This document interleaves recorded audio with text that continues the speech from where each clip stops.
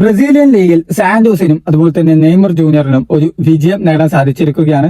അവര് നമ്മുടെ ഹൾക്കിന്റെ ഒക്കെ ടീമായ അത്ലറ്റിക്കോ മിനോറയ്ക്കെതിരായിരുന്നു ഇന്ന് പുലർച്ചെ മത്സരിച്ചത്.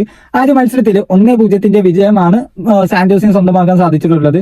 സാന്റോസിന്റെ ഹോം ഗ്രൗണ്ടിലായിരുന്നു മത്സരം. ആ ഒരു മത്സരത്തിലാണ് സാന്റോസ് വിജയിച്ചത്. ഇതിൽ നെയ്മർ ജൂനിയറിന്റെ കാര്യം എടുത്തു നോക്കെങ്കിൽ പുള്ളിക്കാരന് ഗോളോ അസിസ്റ്റോ ഒന്നും പ്രൊവൈഡ് ചെയ്യാൻ പറ്റിയിട്ടില്ല. പക്ഷേ ടീമിന്റെ വിജയമാണ് ഏറ്റവും ഇമ്പോർട്ടന്റ് ആയിട്ടുള്ള കാര്യം. ആ ഒരു വിജയം നേടിയെടുക്കാൻ സാന്റോസിന് സാധിച്ചു എന്നുള്ളതാണ്.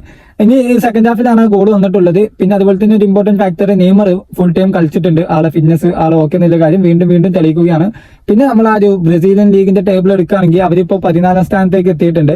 അതായത് 14 മുതൽ 6ാം സ്ഥാനം വരെയുള്ള ടീമുകളുടെ പോയിന്റ്സ് ഡിഫറൻസ് 4 പോയിന്റ് 3 പോയിന്റേ ഉള്ളൂ.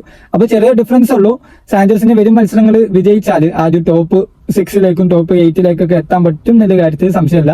ഏതായാലും സാന്റോസ് കഴിഞ്ഞ കളി ഇപ്പൊ തോറ്റു. അതിന് മുമ്പത്തെ കളി ജയിച്ചിരുന്നു. അതായത് നെയ്മർ ഉണ്ടായ ലാസ്റ്റ് 2 കളി അവർക്ക് വിൻ ചെയ്യാൻ പറ്റിയിട്ടുണ്ട്.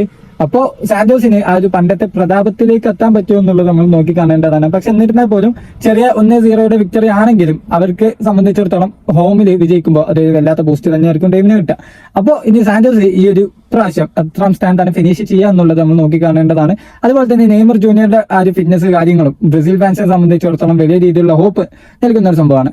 എന്തായാലും ഈ ഒരു മത്സരത്തെ പറ്റിയുള്ള നിങ്ങളുടെ അഭിപ്രായം താഴെ കമന്റിൽ രേഖപ്പെടുത്തുക. അതുപോലെ തന്നെ കോണ്ടൻസ് കാര്യങ്ങൾക്ക് ഉപകാരപ്പെടുന്നുണ്ടെങ്കിൽ ലൈക്ക് ചെയ്യുക, ചാനൽ സബ്സ്ക്രൈബ് ചെയ്യുക.